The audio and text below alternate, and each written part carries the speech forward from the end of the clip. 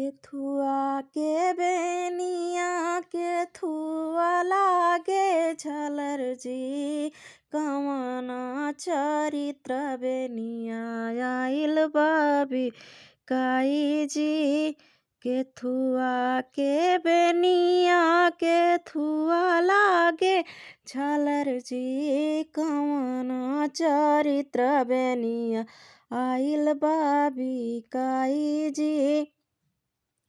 सोनवा के बेनिया रूपे लागे झलर जी सोनवा के बेनिया रूपे लागे झलर जी। रत्ना चरित्र बेनिया आइल बाबी काई जी।